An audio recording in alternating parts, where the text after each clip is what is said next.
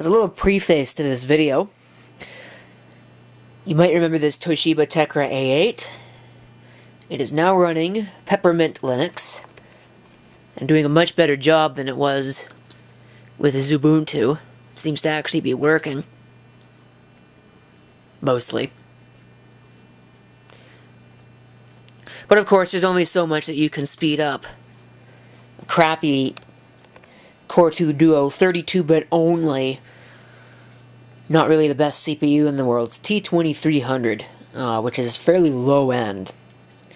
But it is what it is, and it might be ready for some kind of useful task.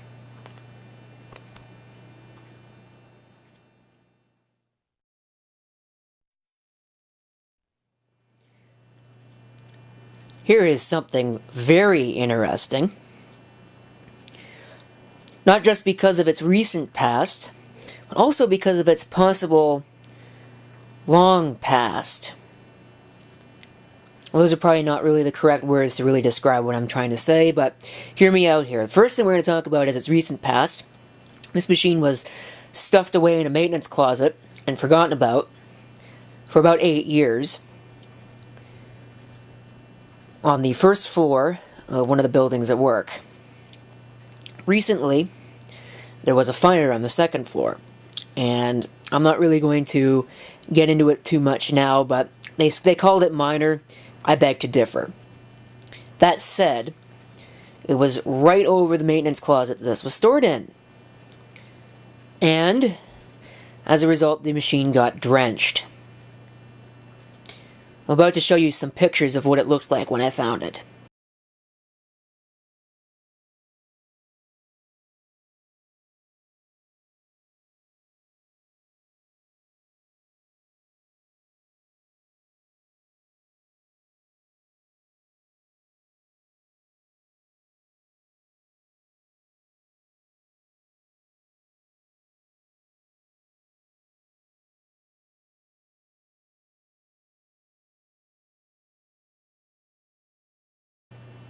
I think you'll agree it looks quite a bit different now. I do actually have all the parts. We'll get to those in just a second. But it looks okay on the front. Obviously there's some scratching there on the side. It'll never be perfect, but it looks okay back there now too. There's no crust buildup on the outside of the case. Turn it around here. You can see once again I do have the parts. There is some evidence that it has been wet. But it is what it is, really. The machine itself is not really anything terrifically interesting. It's a socket 462 system. Wouldn't really ordinarily be worth, taking it home and trying to figure out if it still happened to survive that. Especially considering the smell that's usually associated with that kind of thing, although the smell actually dissipated just by having it sit around in a building that was not filled with that smell. The smell disappeared. It actually does not smell, or if it does, it's not as noticeable as it was. Of course, I don't go around sniffing the insides of machines, so I don't really know. This is definitely an add-on here, and it might even be a recent add-on. You can tell it's not as yellowed as the rest of the cases. I almost wonder if some of this yellowing is smoke damage. That said, you may have noticed here at the top that there are 2 holes drilled in the top of the case. Most of the machines that I've taken from this same building have 1 hole drilled in the top of the case, and this was to keep people from not just stealing the tower, but to also prevent them from opening it while it's in service. But most of them only have 1, and we can see 1 hole here, or 2 here, on this machine. If we flip it around to the other side, there's another one. What's more, it goes to the motherboard tray. So that got me thinking, this thing's been upgraded at some point. It's pretty obvious. I don't know what would have been there, possibly a key lock, but it's not there anymore. Here's the power switch, which looks fairly large for a ATX power switch. It is ATX though, as is the system that's installed in it. Let's flip it around even more here. Take a close look at this back here. I don't know about you, but especially if you look at some of these corners, this looks like a custom cutout. What's more than that is, although all these slot blanks have acquired the patina of rust spots, typically associated with being in a chemistry building, at least a chemistry lab, such as the case may be, 4 of them are different. So I'm wondering if maybe this machine was at some point possibly a 486 or an early Pentium system. Now when I tell you that this case was made in 2000, you'll tell me that I'm completely out of my mind, and maybe I am. But the evidence sort of speaks towards that. The other possibility is that maybe, because these are 7 slots, maybe this had a larger motherboard installed in it at some point. I haven't taken a close look at the board, so we're going to pop the cover and have a closer look. If you really wanted to know what basically the rest of the outside of the case looked like, this is a pretty good example. Well, that's mostly dust. So that's going to really need to be cleaned. Once we're inside the case, you can see those holes. The other one would have been drilled right underneath where this board is. This is a relatively basic Asus A7V 400MX. There's not much to it. Interestingly, they left me the RAM. This was installed in it when I got it. But that being said, this cable, I believe, is for the CD audio. This under here goes to the front panel. Basic stuff, not much to really say there. And this, of course, goes to the front panel connections at the front. There's the system speaker, which I didn't even realize was installed until now. It just goes to show you what I pay attention to.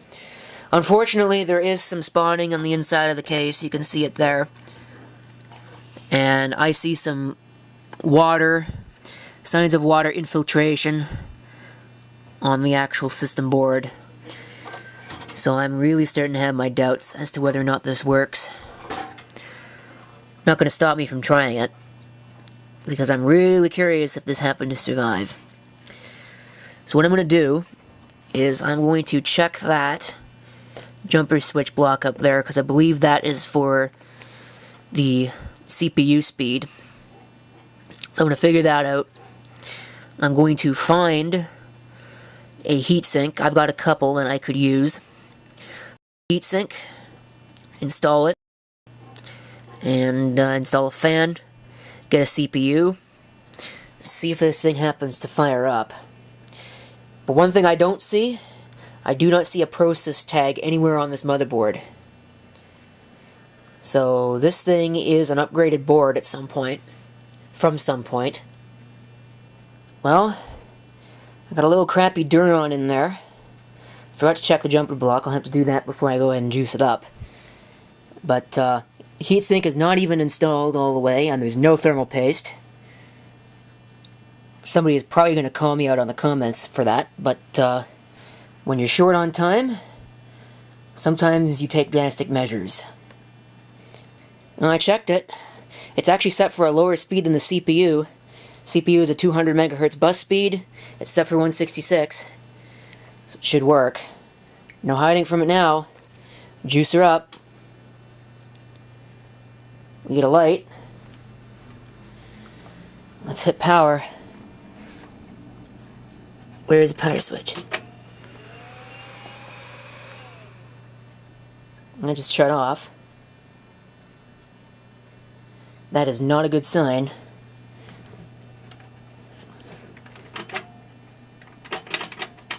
Ooh.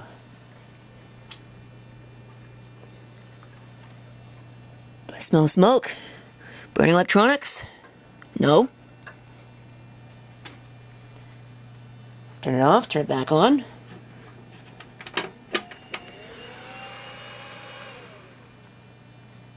Okay, yeah, there is definitely an issue somewhere. Something shorting. Going to take a little bit more effort. Yeah, something is not happy. Okay, I grabbed a different power supply. This is my Delta. Even though I suspect there are other problems here and that this is going to have changed the situation in exactly 0 ways. Yep, same issue. Okay. Don't do this. This is really stupid. But I got a fan that actually has all 3 wires on this connected. I don't know what happened to this one. It's kind of too bad. I don't think I'm going to have much luck sourcing another fan for that, but we'll give that a shot. Oh, I gotta unplug it first. I'm not sure what the deal is. I did change that jumper block to what it's actually supposed to be. I'm pretty sure there's something shorting something somewhere. That's what's causing our issue. Yes, it just turned off again. Alright, so I'm going to have to pull this board and have a closer look at it. Now, it looks okay. There's some dust on the other side of this board, but other than that, it looks alright. I don't see any real damage, which is really kind of surprising, all things considered. I'm going to see if I can clean off some of this dust, and also that front panel USB and audio header is kind of suspect. I might remove that from the equation and see if it still works, or still gives me that problem. If it does, I'm going to have to condemn this board. I don't have any real... Well, I don't really care about it. I mean, it's not really that interesting to me. I did notice something interesting here, though. Look at that. AT. So, I don't think this case has been modified, like I said it was, for use with the ATX. I think that is normal. But, it definitely could have been a 486 when it was brand new. That certainly is possible. Okay, let's see what it does with those removed, the front panel things. Get them off the board.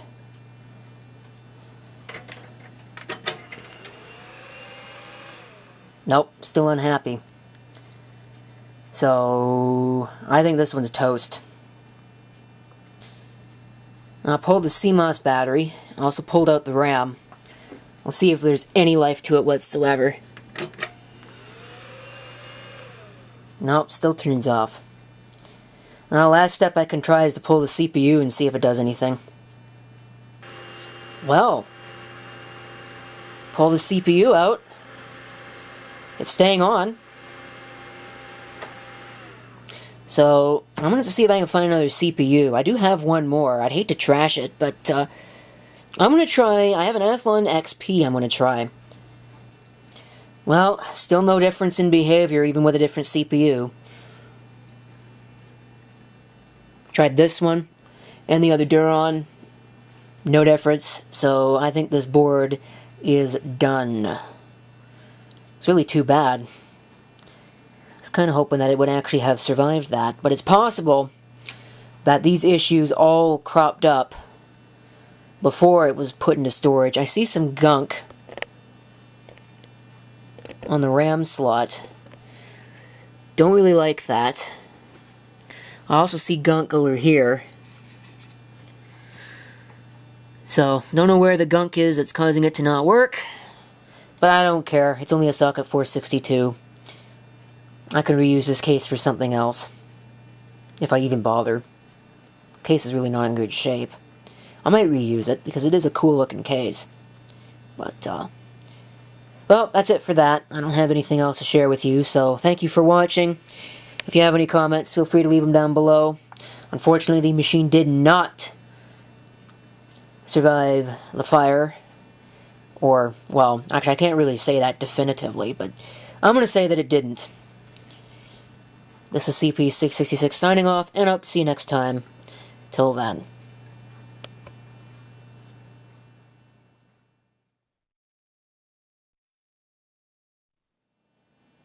You know, I just realized that I forgot to talk about some of the stuff that came with it. Oops. So here's the power supply. sparkle power.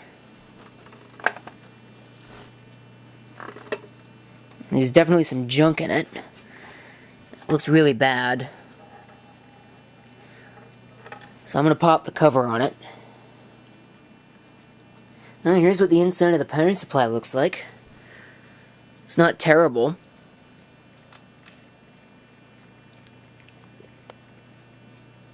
But I don't know if I'd ever trust it again. The fuse isn't blown or anything like that.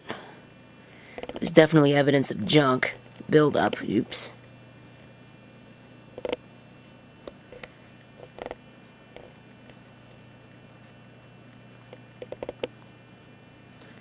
Especially on the fan.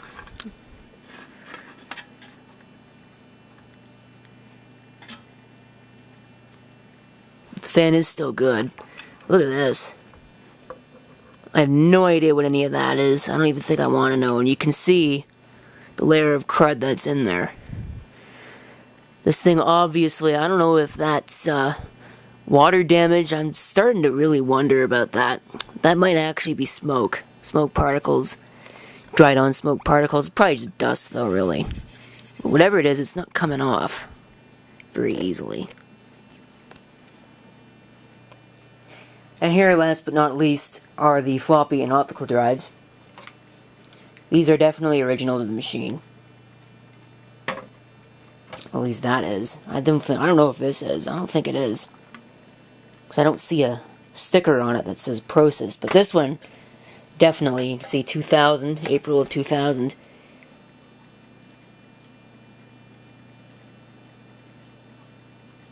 What is that? 2000...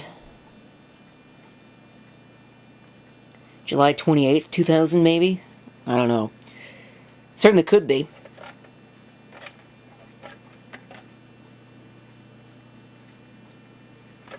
Anyway, that is actually it for the video. I don't have anything else to share with you, so there you go.